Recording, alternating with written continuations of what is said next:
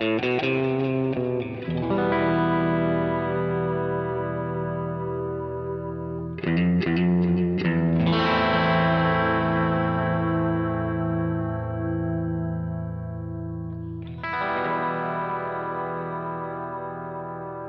listening to Mark of the Maker.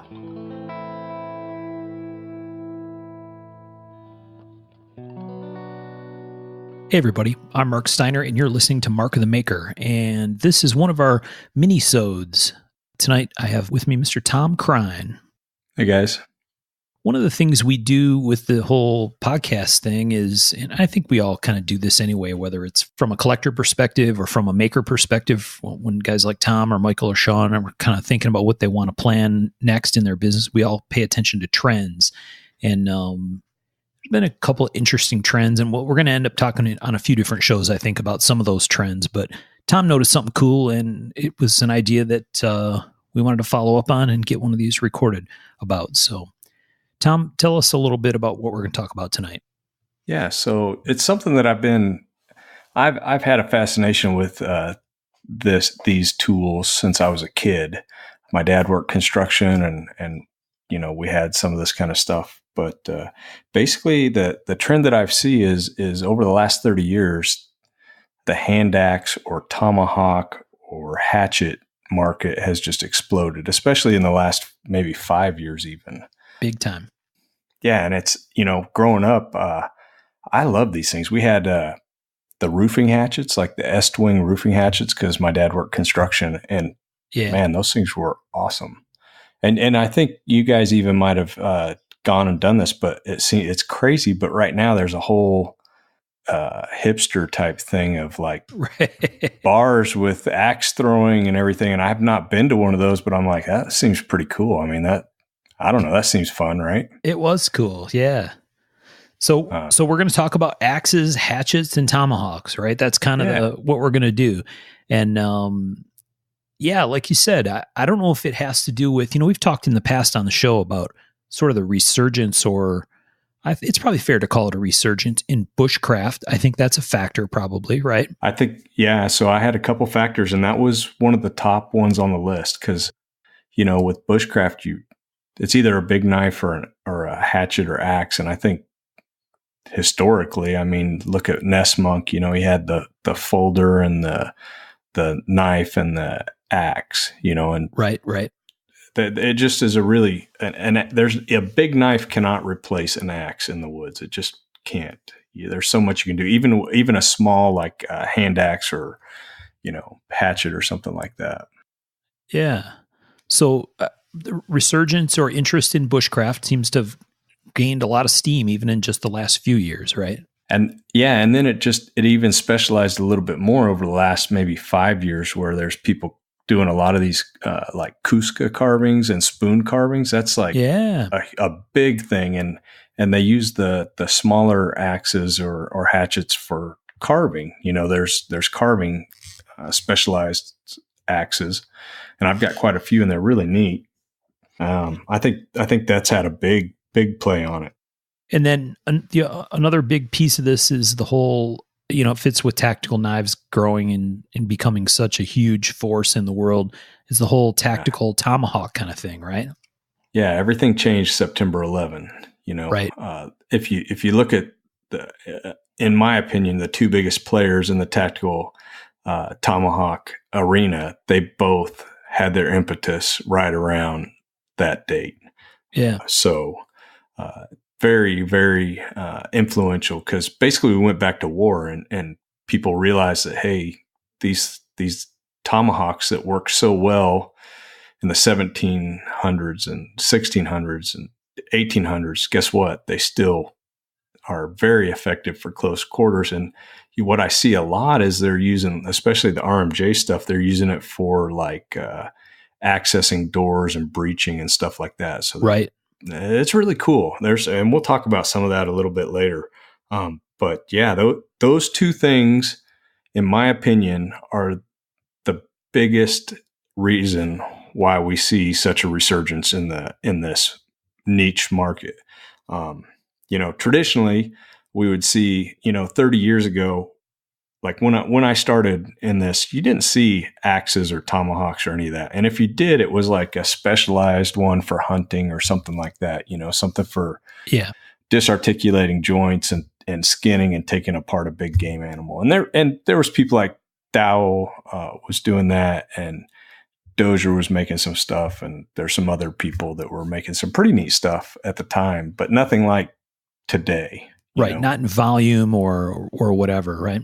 Not even anywhere as close to the quality or type of tactical or bushcraft stuff. That just wasn't a market back then. Yeah. There was zero market. And I think the internet plays. So, you've got bushcrafting, tactical, and the internet. And those are the three things. Cause, I think people get tired of knives or guns or whatever. And so you start throwing some of these tomahawks and other stuff in, and it's something cool and it catches, and it's like everybody's got to have one in their truck for whatever, reason. But right.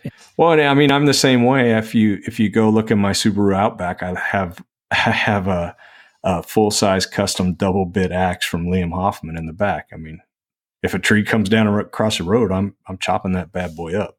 Well, yeah, certainly it's a natural extension for anybody who has any interest in like a truck gun or familiar with that term, or, like a go bag or whatever, a bailout bag. Yeah. Anybody who's got any kind of prep kind of thing going on, this is a very, very natural extension to that whole thing, right?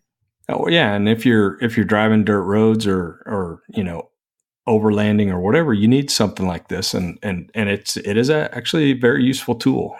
Winter storms, trees come down. I've been stopped before because of it, and they're handy. But yeah, I think it's pretty neat, and the other thing is 30 years ago, we would see, we had the hunting stuff, and then we had the super traditional, like 1700s pipe hawks and stuff like that. Right. And almost like kind of where primitive kind of stuff, right? Yeah, extremely like reenactment stuff. And we'll get into a little bit of that in just a second with when we get to RMJ, because I met Ryan like in 91, and that's exactly what he was doing. So yeah, pretty crazy. But yeah, I wanted to mention the first two axes that I really ever saw.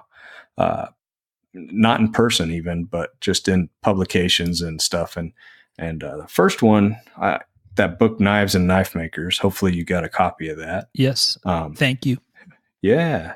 On page 76, I don't know if you remember, there's three axes there. TM Dow has one, and I can't remember the other one. It's kind of a crazy one. But the one that caught my eye back then and I thought was so cool was there was one by Bob Dozier called the Morseth Ridge Runner. Huh.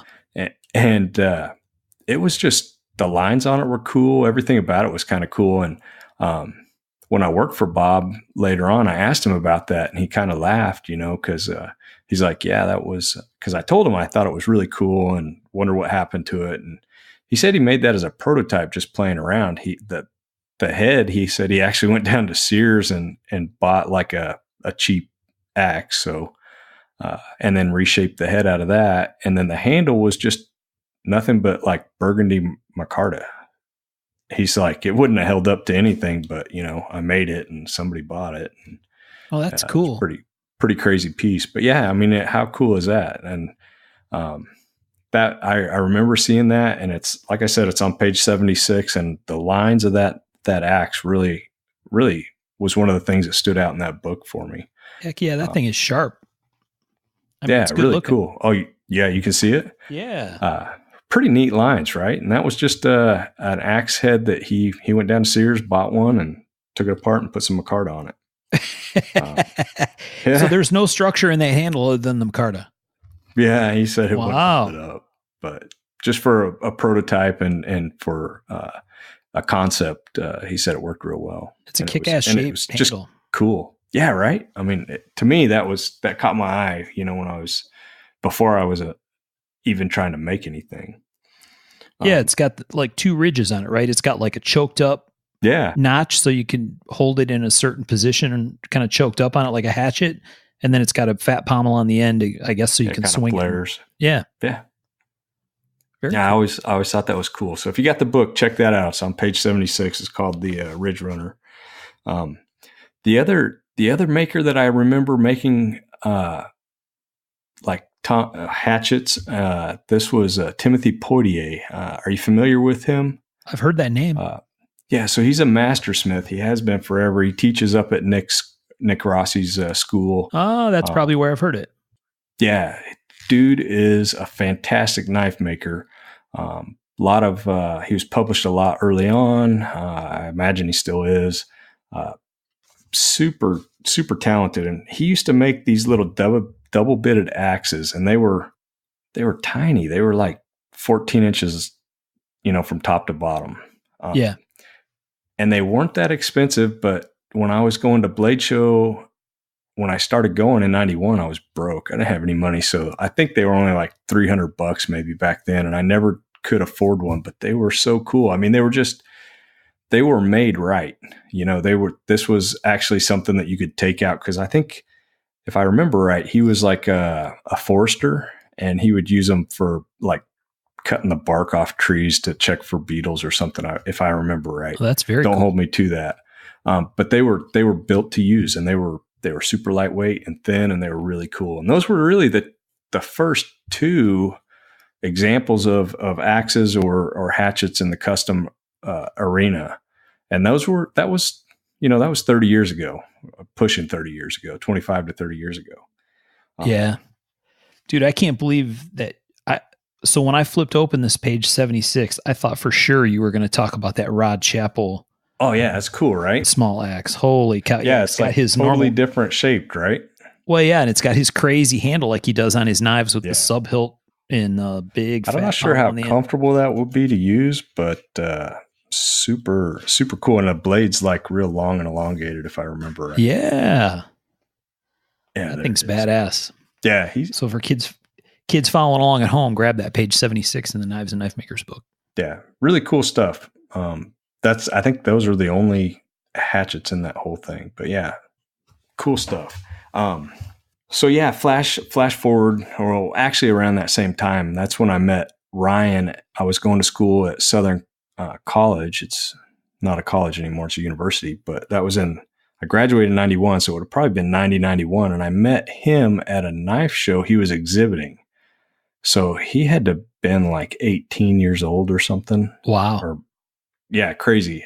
And I can remember walking through that show and meeting him, and we ended up striking up a conversation, and, we off and on, we kind of bounced back and forth off of each other for a while back then. Cause I wasn't a maker at the time, but 3 or 4 years later, I started working for Bob Dozier, and then I was a maker, and I'd talk to him. But so back then, all he was doing was like traditional reenactment type stuff, French style hawks and that kind of stuff, pipe hawks. Yeah. And he was extremely talented. I don't know if you were on the USN back then when he was selling mostly that stuff, right? I remember him selling that stuff, so I guess so, yeah. Yeah, you can't get that kind of stuff from him anymore, really. Right. He keeps saying he's going to start making a few just for fun, but so far, I think he's probably about the same as me, time-wise, none. He's got a lot on his plate, man. He's making a lot of different stuff. He's got so many different projects, but I totally get it. So for people that didn't figure it out, we're talking about Ryan Johnson from RMJ Tactical. Yeah, sorry, Ryan Johnson, RMJ Tactical, and one of the things we mentioned was that year. Okay, so 2001. And the September 11 attacks were kind of when our country really went back to war in my lifetime, right? Vietnam was ending up around the time I was born. Right. So we really haven't been in a conflict since then, but after 9/11, we went to war. And if you look at the history, that's when Ryan kind of came up with the Eagle Talon, Yeah. And that's when he started working with special forces. And ironically, it's the same time that Daniel Winkler started doing that. Because when I started going to Blade Show, which has been around 91, Winkler was known for his reenactment stuff. He made some amazingly cool traditional stuff, and his wife, partner Karen, was doing the sheath work, and they were such a fantastic team. Okay. They did such cool stuff, and he ended up, because of that, getting in with, he made all the knife props for Last of the Mohicans. Yeah. Okay. And that's how he kind of got caught up with the special forces also. And it was all at the same time, right around September 11. And so both these companies kind of took different directions to come at their stuff. And I don't have a Winkler Tomahawk. I need to remedy that. I need one. Yeah. I've got 3 or 4 of Ryan's, and it's been really cool watching these develop, and if you talk to Ryan, he's a really good storyteller, and some of the stories like, on the Jenny Wren and the Kestrel and some of the stuff, how those designs came about is really cool. Cause the Eagle Talon, one of the main things that it was designed for was breaching, right? So they were knocking door handles off and breaking chains and all that kind of stuff. And it was still, you could use it as a backup weapon. Right. And then later on, some of his other stuff like the Kestrel or the Jenny Wren, I think some of those were more designed for like more backup weapons than breaching. And the designs look like that. I think one of them was designed so that, it's a much smaller, sharp all the way around, and it's designed so that, I think he says, if you're fighting in a phone book or a phone booth, this is the one you would want, right? Right. But yeah, kind of cool. Really cool use. I think Ryan is doing a really good job using technology and making a product that is a traditional product with new technology. And I love it. I love what he's doing. Pretty cool. Yeah, no, they're very cool. And I, like you said, it's a very interesting and curious in a good way blend, like you said, of traditional shapes largely, right? I mean, at a very high level anyway, traditional Tomahawk type shapes, but in a bunch of very specialized variations done, like you said, using a bunch of technology and CNC and using that stuff to do things, right? Like put weight where you want it, or take it away from places you don't, or make a lightweight Tomahawk overall, or right. There's a lot of very making handles that don't break down, or a lot of cool engineering and thinking going on. A lot of thought and a process goes into the steels that are used and the heat treat and how they're going to hold up. I mean, these are, if you haven't seen what they can do, get on YouTube sometime and type in RMJ Tactical and breaching and just start watching some stuff. I mean,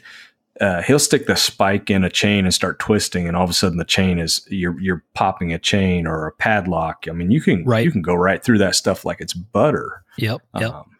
And that's the big thing that his Hawks are used for. A lot of first responders are carrying these because you got to get into wherever the fight is before you can even start fighting, and this allows that to happen. So. Yeah, props to Ryan and his team for such a cool line of products, and I've got 3 of his hatchets, and I'm really thinking I need some kind of like a mini Jenny or a Kestrel or something. Not a Kestrel, maybe. Yeah, I think a Jenny or a mini Jenny, something smaller than what I've got. I've got a loggerhead and a couple others, but. There's some very cool designs in there, right? Like you said, where they're all for different purposes, and there are features and shapes that are there for reasons, right? Like the Ragnaroks have that big pry shape on the end of the handle, and there's a lot of cool stuff. I love, and Ryan's a funny guy. So, I mean, he does stuff just because he wants to. And I think that I admire that in a business. And what's awesome is he does stuff that you are like, well, how the hell is that going to sell? And he'll pull it off in such a way that everybody's like, holy crap, I got to have that. Cause an example of that is he made a Warhammer recently. It's called Snuggles. Yes. And it's like, who the hell needs a Warhammer? Right. But that thing sold out, and it's like $600, and it sold out like instantly. And I mean, how cool would it be to have a Warhammer? No, absolutely. And that's exactly right, Tom. That has always been my reaction with Ryan stuff is I don't need, like a tactical Tomahawk, but I still want one because they're super cool, right? And there's a lot of very cool features to them that I really dig and can appreciate the design of and everything else. And then, like you said, they released that Snuggles design, and I'm like, damn, I want one of those. I really, really don't have a need for a freaking crazy Warhammer, but damn, it's cool. Yeah, but how much of the stuff that we get we really need? Not, I mean, come on, right? But and the cool thing about, I guess cool. I mean, if you look at the statistics, I think more people are killed in the United States with hammers than with like just about anything else. Right. And so, I mean, I've got a Noveski hammer, which is kind of cool. And one of these would be kind of cool to display with that. It's like, I've always thought a Warhammer would be pretty good. I like hammers, period. And I've got a bunch from Liam Hoffman and a couple. I've got 4 or 5 different custom makers. Yeah.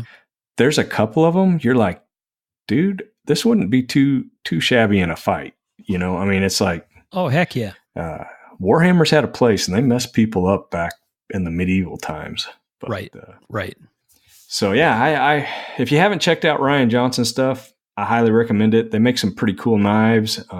And like I said, Ryan thinks outside the box, so you never know what he's going to come up with. The next guy on my list is Daniel Winkler. Right. Are you familiar with his work at all? I am. Dude, so are you aware of his work before he got into the tactical stuff? Well, it's the same kind of thing. This is a little bit before my time when I joined the USN, but I have seen his primitive style work, just like I've seen Ryan. So yeah. I don't know if it's old threads or right. people talking about, some stuff prior or what, but I have seen Daniel's earlier stuff too. Really, really talented smith.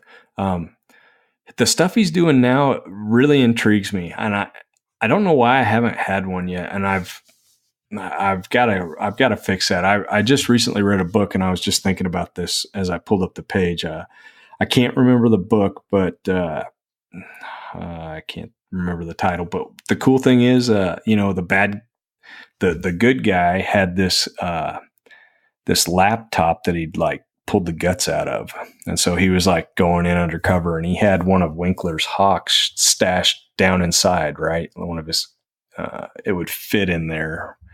And so that's real cool. Yeah, it was a cool storyline. And anyways, he ended up, he's interviewing the guy, and he was acting like he was going to type on his thing, and he ends up pulling the axe out and dismembers a guy, which he was a terrorist, so he should have been dismembered. That's okay. Nobody freak out. Yeah, don't. But yeah, that I really like that storyline. But yeah, the cool thing about Winkler's axes, at least to me, they have a very different look than just about any other Tomahawks you're going to look at. For sure. And he's worked extensively with special forces also. And some of the stuff, I'll be honest, like the extraction axe and some of that stuff is kind of far out for me.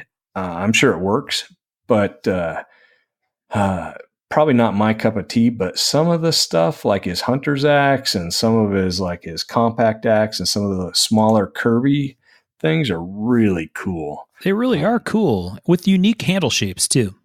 Yeah, crazy handles, crazy shapes that you can just look at and know it's going to work, choke up and punch with.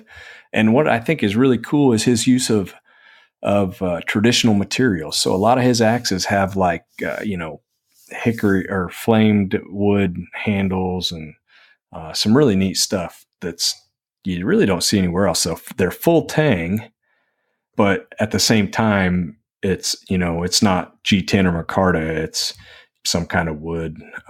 Figured walnut or maple. They're gorgeous. Yeah, they look really cool, right? So I'm going to have to fix the fact that I don't have one. And they're doing a line of knives too, and they're doing some knife collaboration with Case, I think, if I remember correctly. Okay. But yeah, right in the same line as RMJ as far as working with special forces, and ironically, same time. We went to war, and all of a sudden there was an interest in historical weapons that were effective. And these are just like knives. I love knives because every knife is a tool. Every knife is a weapon. They're so versatile, So the axe is the same way, the Tomahawk. So very cool. Check out his stuff. I really like his. Oh yeah, like you said, they're very distinct, right? You know a Winkler when you see it, because yes, whether it's the head that has that big swoopy curve on top, or that very unique handle shape, they're very cool. The combat axe I love. The R&D axes are gorgeous. What are on the extraction and on the medic? What is that fork shape on the end all about? I think it's some kind of almost like a can opener type thing where you can cut sheet metal. Yeah. That makes sense. I'm not sure. That's what it says. Yeah. A breaching tool. Oh yeah. It says it won't hang up in sheet metal. Yeah. Yep. So I thought that's what it was, but I wasn't sure. So you punch the hole with the spike, and then you can stick that can opener in there and start tearing something open. Yeah. It's crazy. Like a helicopter skin or something. Something. Yeah. Well, I mean, that's like the Randall knives. That's why you get the saw teeth on some of those, I think. Yep. That's what they said. But yeah, really super distinctive. Cool. The handles I love the blend of modern design with traditional materials. So yeah, yes. I may have to try to find, I like the little compact axe, honestly. Yes. I might have to try to find one of those because it looks pretty cool. The little R&D compact axe, this thing's beautiful. Yeah, I really like that with the wood. So yeah, great.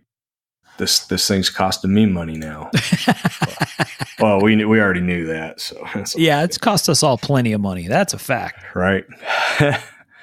But that's what makes it fun too. So yeah. So we talked RMJ and we talked Winkler. What else do you want to hit on? So I think the big game changer was maybe 10 years ago, and it was Sweden. These traditional axes from Sweden started being imported in the U.S. because really our axe market has kind of died. We have a huge history, but we're not expanding our country anymore. We're not felling trees. So Collins and some of these other companies actually some of them are still making stuff, but if you've ever gone to the hardware store and got any of it, it's really kind of crappy. If you've tried to cut anything, the best thing going was probably the Estwing hatchets, and they were so.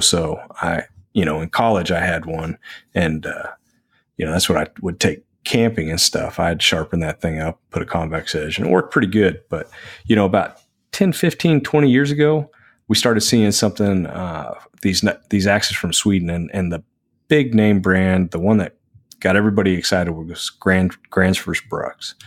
And this company, they've been making axes for over 100 years, back in the 1800s, right?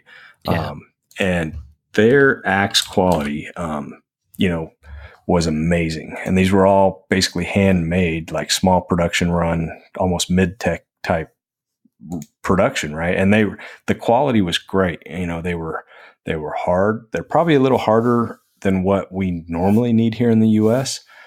Because we have a harder wood than they do in Sweden, and they were ground a little thinner, but all of a sudden we had these axes that were hard and ground thin and properly, and they would cut, and they were just drop dead sexy.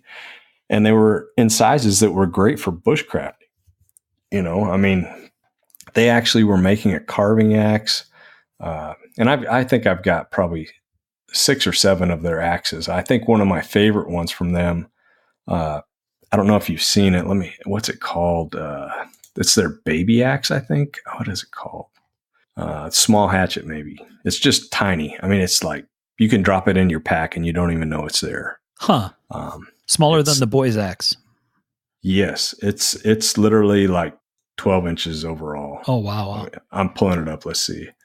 Yeah. Length with the handle is 10 inches. So yeah, a little tiny guy. And it's great. You can choke up on it and carve like feather stick and stuff. So for it's got a lot of cutting power for the size and weight. Obviously I bought one of those. I've had one for 10, 15 years at least. And I've carried that thing all over the place. Just a real cool little axe. And, like I said, I feel the Gramfors it was a game changer.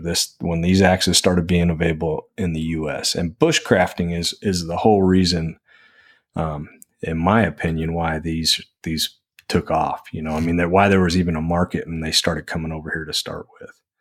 And then, same trend was Wetterlings. A couple years later, after I started seeing Gramfors Brucks, you started seeing Wetterlings, and I don't know the relationship. I think there is one now. I don't know if Gramfors bought out Wetterlings, or somehow there's a relationship there. I didn't research it enough to find out. And it's been a while since I really was into these, but I've got several of the Wetterlings, and usually they're not finished quite as nicely. And they're a little less expensive, but they're a really good option. And I don't know, I've probably got 8 or 10 of the Gramfors and the Wetterlings. And really in the field, you can't tell much difference between them. They work equally well. They've got some different sizes. Have they really been doing stuff nonstop for 100 years, like unbroken, or did they kind of disappear for a while and come back? Do you know? It says Gramfors over more than 100 years. Gramfors Brucks has built up a business. So I don't know if they've ever shut down, but I do know they have a long history. Yeah. Maybe they just kind of scaled up and down over time. I mean, at some level, there's probably, even though they weren't, I mean, like when I was growing up, we always had an axe and a couple hatchets, like a stacked leather handle and a wood handle. And stacked leather handle was probably Estwing. Yeah, exactly. And there's some other places making them, but yeah. And so, I mean, but that was because we went camping when I was a kid. It was like, they were camping tools. That's why we had them. We didn't use them for hunting stuff, and we didn't, I guess it's at some level you're doing bushcrafty things when you're camping, right? Depending on in Boy Scouts and stuff like that. Exactly. But, we didn't think of it as bushcraft. Certainly nobody I knew thought of it as bushcraft way back then, right? It's a bunch of years ago now. So it wasn't like a hobby. It was just kind of like what you did as part of going camping or whatever. So, yeah. And Scouts was, they always had stuff about axes and knives in their program. Yeah. So I guess maybe Gramfors just kind of scaled up and down a little bit to deal with the demand. Yeah. I mean, I don't think they were imported here for until recently. And man, when they did show up, they took the world by storm over here. Right. We were out in, at Moab, we went to Arches over Christmas, and there was a little store there that had camping stuff, and they had a display, and they probably had 50 Gramfors Brucks axes hanging from the roof. I was like, that is so cool. That is cool. Yeah. Yeah, you see them. They're mainstream now, which is really cool because they're really a good quality product, and it's like handcrafted, drop forge, all that kind of stuff. And it's I don't know, it's an older craft that's coming back, So I think it's pretty neat. Right. No, that's very cool. Do you have a Gramfors Brucks? I do not. No, I would like to have one. I probably at some point here I'll have to buy one, but I was looking for one at one point in time, and I couldn't. They'd come up every once in a while in the Cove on USN, and I thought, well, maybe I should buy one if I see one come up, and they would always get snatched up. So no, I ended up with an old Collins axe head that was rehandled, like recovered and rehandled or whatever. And Jonathan LaValle Outdoors sent that to me, and he, at the time, I think he had some Wetterlings heads as well, and but based on what I was looking for, which was knocking some kindling and some other stuff for the fire pit outside, he recommended that Collins head, and it does a fine job. So, and it's got a nice handle on it. Yeah, I love the historical axes, and I've got 3 or 4. If you can find a good single bit, just make sure that they haven't pounded on a splitting wedge with the pole. Yeah. Cause that'll ruin the eye. Just check for cracks and make sure it's not all bashed up there. And if it's not, odds are that thing's going to be really good. And you can just use like a bastard file to reshape the edge and get it sharp, and use a stone on it, and put a little convex action on there and thin it down. And dude, they will. I've had 3 or 4 like that I've used, and they work great. I got in trouble as a kid, man.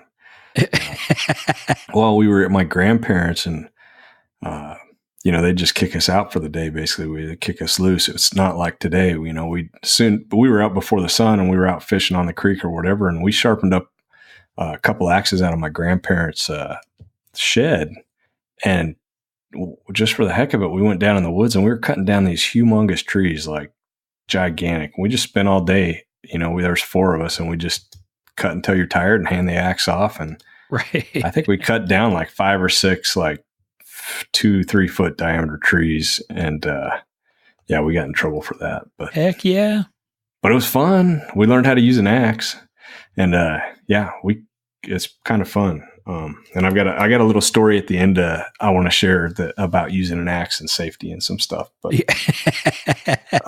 yeah, John LaValle, when he sent me this Collins head, he rehandled it, and it's got a gorgeous handle on it. And man, he sharpened this baby before he sent it to me, because I took it out of the box and was like, "Damn, all right, good job." They're no joke, man. The historical stuff, you get one in good shape, get it cleaned up. It's a tool. Yeah, very cool.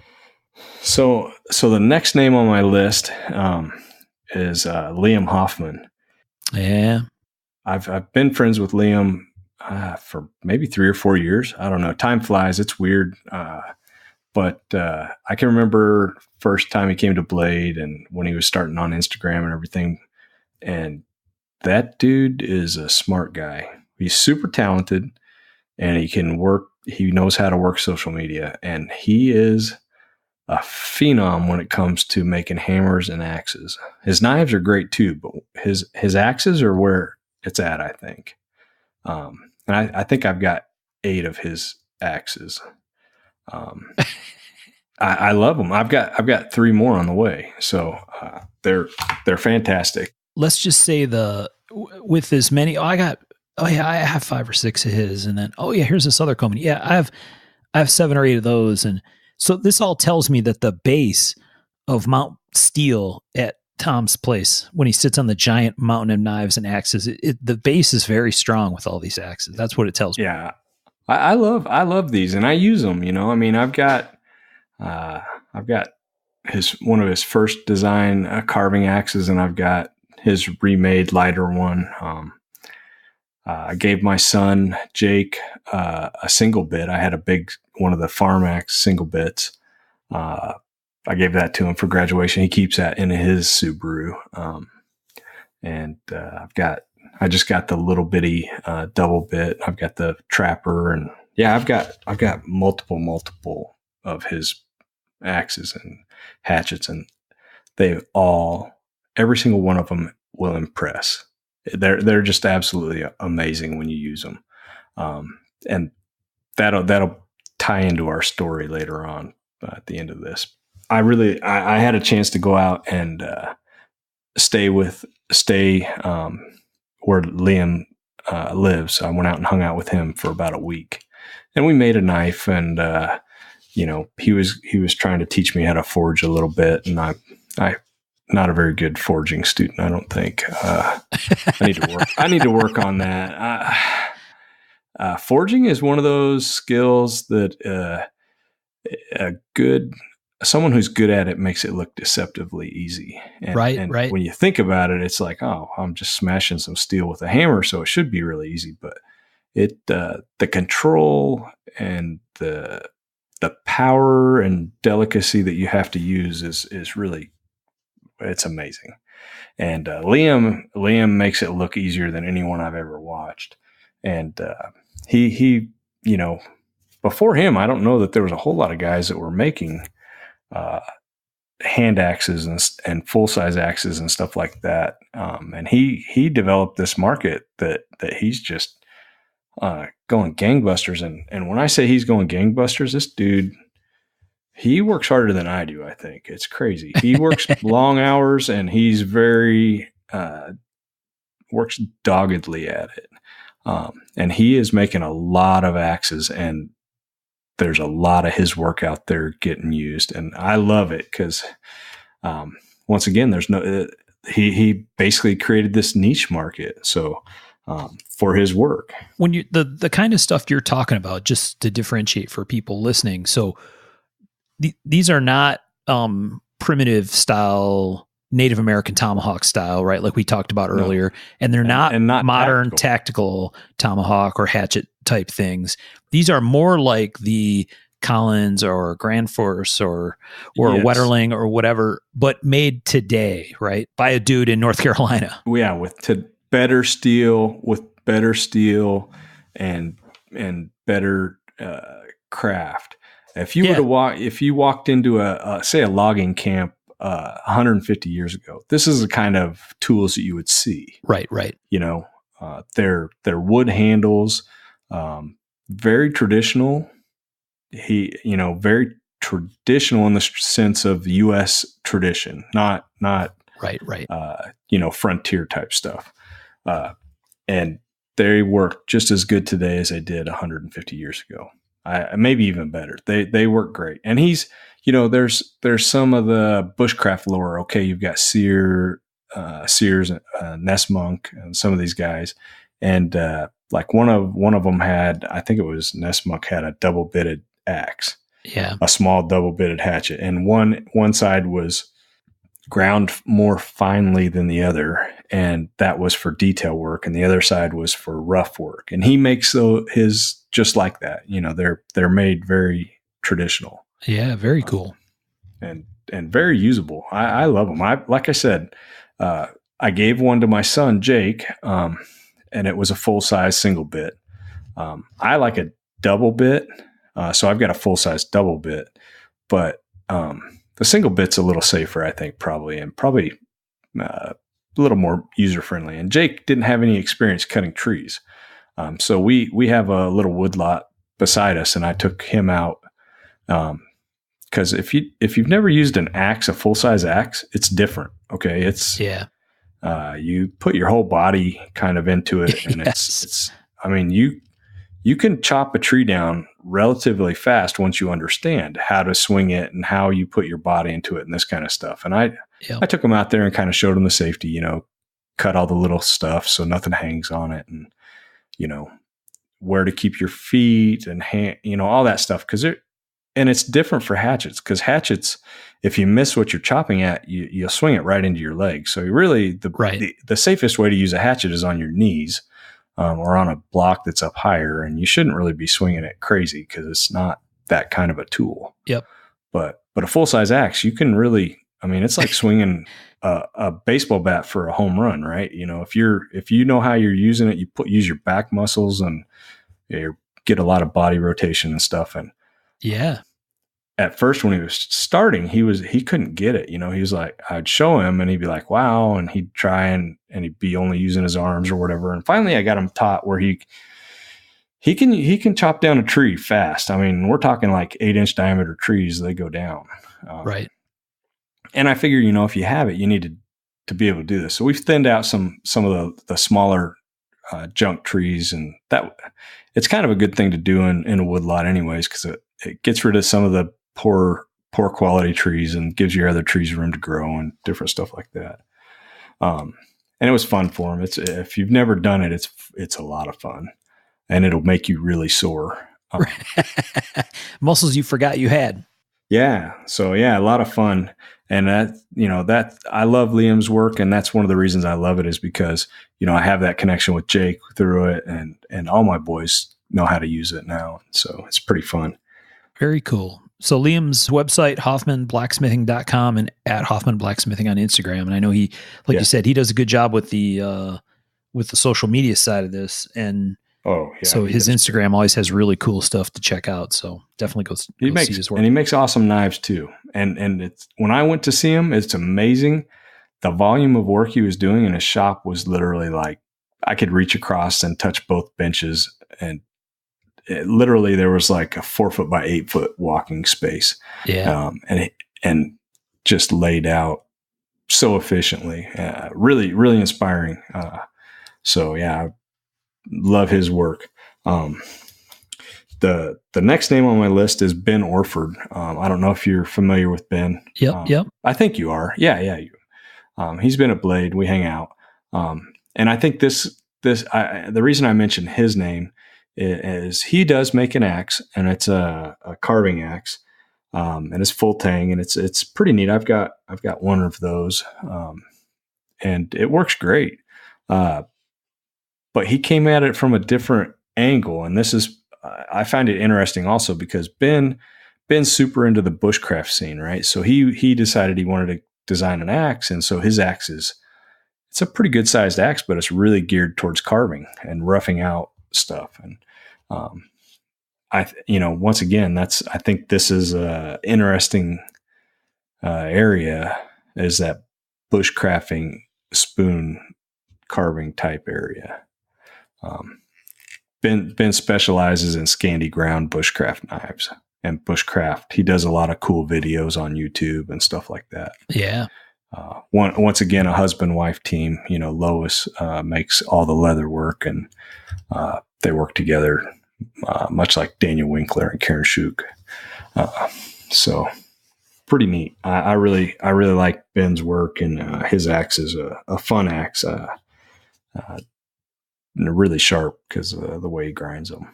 Yeah, so that's the Nordic Carver axe. Is that what you're talking about? That's it. Yep, exactly. Very cool. And it's also got a very distinct handle that is clearly a very purposeful design, right? To give you a couple different positions to get a grip on it. Yeah. So it's designed so you can choke up on it. So you can get up real close under that head and do some detail work with it also. But yeah, his axe is very French feeling to me, or maybe Scandinavian almost. Right. Viking-esque with that it kind of flares up at the end. Yeah. Very, very cool design with some historical flares there. It's the Nordic carver, Tom, not the Francais carver. Yeah, but if you look at, let me see if I can find what it's called.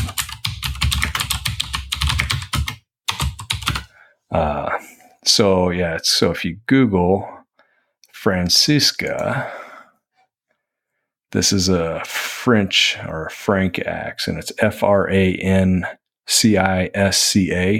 Yeah. And if you Google that and look at Wikipedia pictures, it has that distinctive upsweep on it like Ben's does. Yep. And that reminds me a lot of that shape, and it's I don't know. To me, it kind of feels that way a little bit. Yeah. Yeah, it's a lighter head, but I see what you're saying. It's like more of like a throwing thing, but it's got that sweep that points up at the top. Yep. It's got like a beard on the top, right? Yeah, it's actually got a beard on both, like you said, big wide edge. Yeah, so really neat design, and it's designed for it'll do heavy chopping if you want, or you can choke up on it and do some detail work on it. So very kind of fun. The last name on my list, and I tried to pull up their website and I couldn't get it; it wouldn't come up. But I was able to find them for sale on the internet, which in the past I wasn't able to. Is Svante Jarv, and it's DJARV. Oh, I've seen that before. Yeah, this is another Swedish company, and they build carving tools. So they build all these carving axes, and they're really, really cool. And you couldn't get them in the US, so I would have to email them, and I'd have to send them money in some weird ways. I can't remember. It seems like I had to do bank transfers or something. That's what got you on the list, Tom, was those international wire transfers. Yeah. Well, there's probably more than that, but yeah. But they did some really cool stuff, and their handles are distinctive. They're ridged, and Ryan Johnson did some of this, and basically it's done on a duplicator. So they have a router head, and it traces down, and I've got a couple of Hawks from Ryan that have that kind of a duplicated handle. But the neat thing with Svante is these are he makes carving axes, and they're they're not a straight hawk handle that's duplicated. They're actually like curvy. I really like them. I've got 2 or 3 of his axes, and a couple of his the gouges, or not gouges, the adze. I've got several of his adze and a draw knife and some other knives. But his carving tools are amazing. And he does one called a baby carver or baby carving axe or something like that. And it's very reminiscent of the Granfirst Brooks small axe. Similar size head, and the handle's just a little longer, but also very light, easy to throw in a pack, and great for doing spoon carving because it's so light and you don't get fatigued because you don't need a lot of power when you're doing spoon carving. So the Granfirst small or the baby Svante they're both really good for that because it's more delicate, right? So you don't want to get fatigued with a heavy axe. Yeah. And they're great for throwing in a pack too. You said those lines that are on the handle, the ridges, it's almost like a 3D pantograph kind of thing where they're following a pattern. Yeah, Morissette did the same thing. So what they do is the way it works. Morissette used to make knife handles that way, and I've got some actually from the old Morissette shop that are just not put on knives yet. And basically, they'd have like a duplicator. So you've got a pattern in one, and it's got a little thing that rides on it, and it moves over every like rotation. It moves over it moves over about 1/4 of an inch or less or whatever. And the cutter is geared to that, and it just moves up and down when the handle pushes it up and down like a lifter on a cam or something. Yeah. And it just, as it moves down, it just cuts that shape as it rotates. Every turn is like a 1/8 of an inch or whatever. And it's really neat. They work great. Ryan has one, and I think Ryan's will do, I want to say it does 2 or 3 handles off of every pass. Oh, that's pretty cool. Yeah, it's a really cool thing when they're working cool, man. There's chips flying everywhere, and it goes down, and you've got 3 pieces. You load it back up, and it goes down again. You got 3 pieces. Wow. And that's how they're doing theirs, and it's a very nice texture because it's kind of grippy, when you're using it, and they sand the top, so there's not really any hot spots.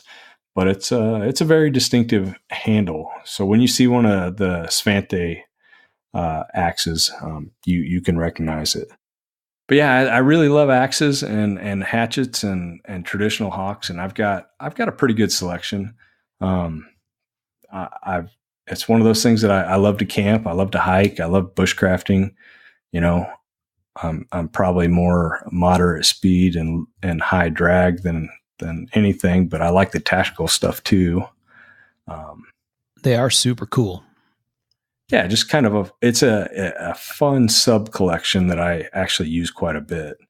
But yeah, so that's really all I've got. I've got a story. If you don't have anything else, I'll throw my story out there and we'll kind of close on that. No, I don't think I have anything else. We've covered a lot of territory. Yeah, pretty fun talk. Yeah, and most of these companies or brands or people, they're not that hard to find on Google, so it'd be easy for folks to go out and follow along and see what we're talking about. Even these the Jarv carving axes and stuff were popped right up when we go search for them. So yeah. Well, and if you have any questions, reach out.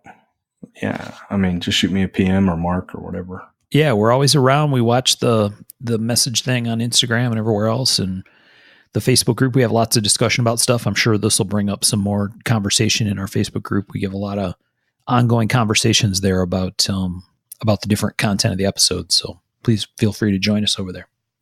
If you guys have some axes that we need to know about or makers, let us know. For sure. Can always use some new stuff in my collection.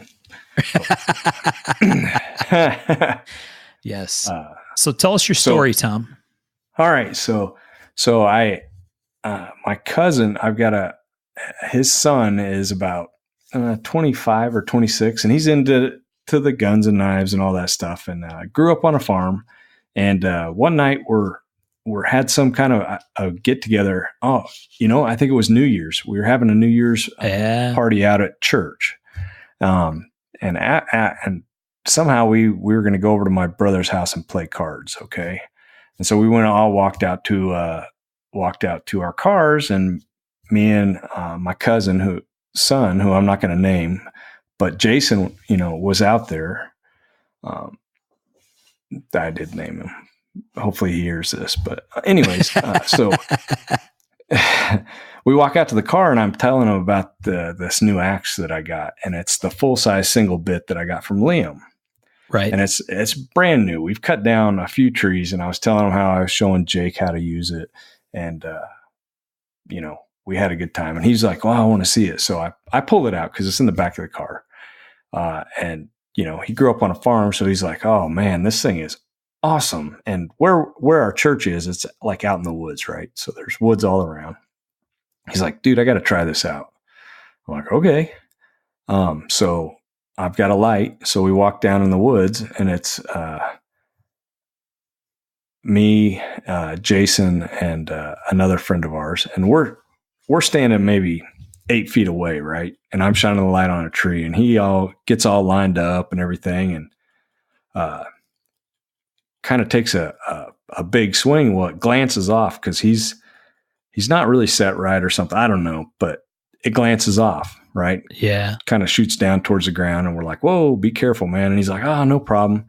And so then he takes a few more swings, and, I'm thinking he's going to cut this little tree down, right? But no, 2 or 3 swings, and he's like, wow, that's pretty awesome. And he walks back up out of the woods, and we stand there and talk for 5 more minutes about it, and about Liam and everything else. We walk over towards the cars, and we talk a little bit more, which was about 50 feet we walked over. And so we jump in the cars, and I go over to my brother's, and Jason's supposed to show up over there, Yeah. Because we're gonna play games, right?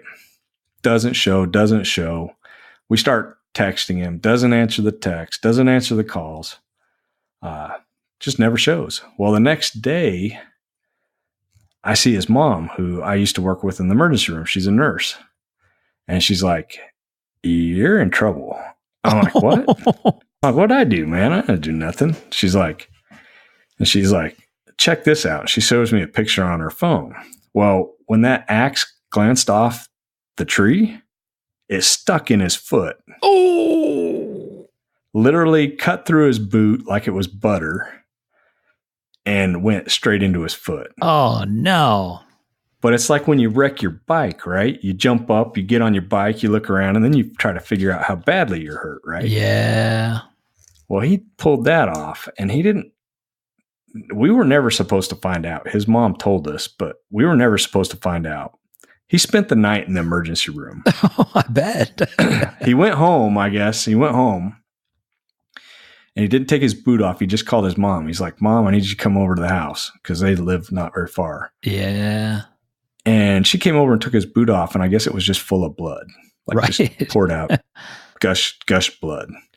And he's like, and she's an emergency room nurse. We used to work together. He's like, Mom, can you just sew it up? I don't want anybody to know. Right. She's like, no, there's no sewing this up. Wow. And so they ended up in the ER. Luckily, he didn't mess anything up that couldn't be sewn, right? He's very lucky.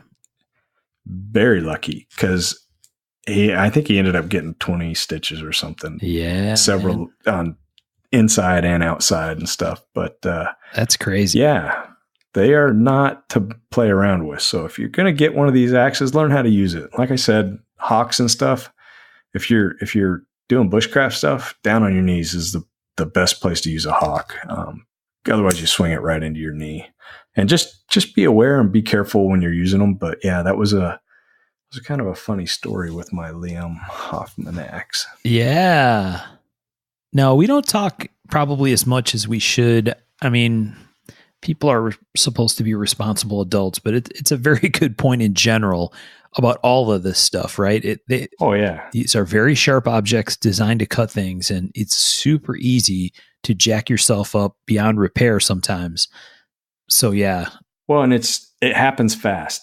When they're at this level, knives, guns, all that stuff, it happens fast and it happens bad. The worst, I was just telling a friend of mine, the worst cut I ever got was putting a lanyard on a knife. Yeah. I was pulling it tight and my hands had WD-40 on it, and it pulled the knife right through my fingers, but my fingers didn't come apart. So the knife actually just went right through the side of my finger, all the way, kind of halfway, all the way around. Yep. And just filleted it open. Oh God. So, and it just happened like that. And the next thing you know, there's like a shower of blood everywhere. Yeah. It happens fast and it gets ugly fast. Yeah. And I don't like stitches. So usually it's duct tape and super glue. So yeah, takes a little while longer to heal, but if you do get cut, don't be like Tom. Don't use duct tape and whatever. Go get some professional help, because like I said, I like to think that I am a professional. So. Go get the help of someone who's another professional. Well, I worked ER for 18 years. Yeah. How much duct tape did you use in the ER, Tom? Well, they have steri strips. It's kind of the same thing, right? Kinda. But yeah, it's a very good point. Yeah. Be careful. Stitches are good. Antibiotics. Hatchets, axes, and tomahawks, because like you said, they're moving fast. Sometimes you're swinging them with distinct purpose, and you can end up like Jason. Well, yeah, don't be Jason. Well, I hope everybody enjoyed that. I hope it gets people excited about hawks and tomahawks and axes and some of the custom work that's going on and the mid-tech work and even the production stuff. I mean, there's some really great stuff at pretty much every price point.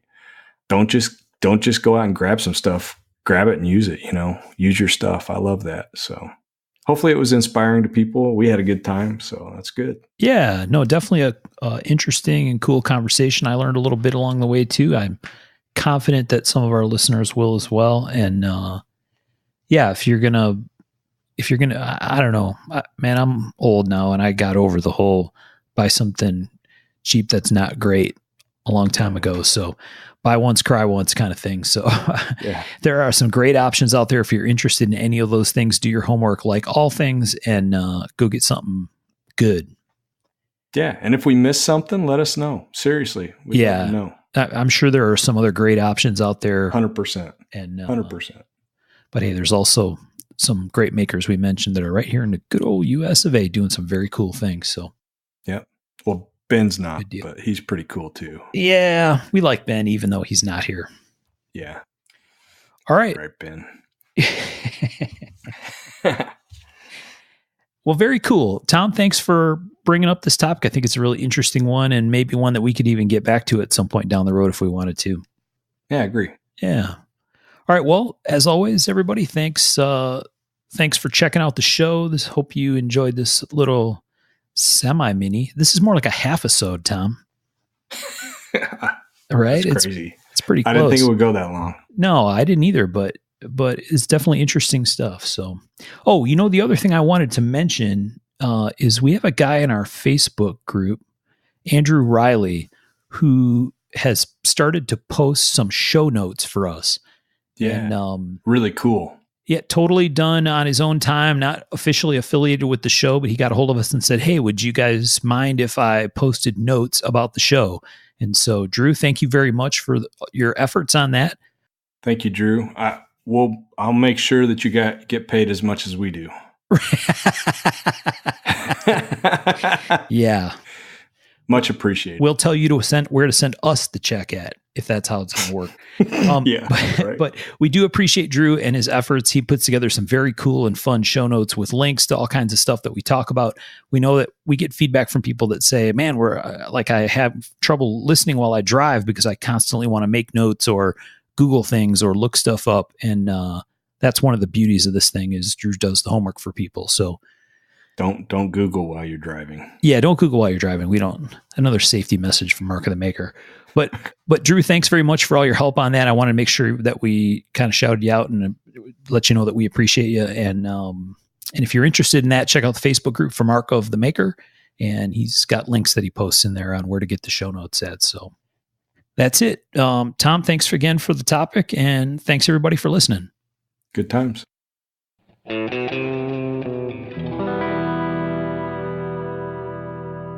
To learn more about our makers, you can find Tom Crine on the web at crineknives.net, in his Facebook group, Crine Knives, or in his Instagram account at Crine Knives. For Michael Birch, check birchtreeblades.com, Facebook group Birch Tree Blade Works, or Michael's Instagram @birchtreeblades. For myself and the Raygun Bead Project, we're on the web at raygundivision.com. We have a Facebook group called Raygun Division, or my personal Instagram @msteiner. For those interested in photos, references from the show, or some discussion about the show itself, you can find us on the web at markofthemaker.com, in a Facebook group called Mark of the Maker, or on our Instagram @markofthemaker. Last but not least, the ultra cool and haunting background music we use for the show is a piece called Noir Guitar by Stevie's Amp Shack, found at the Free Music Archive and licensed under Creative Commons CC BY 4.0. Thanks for listening.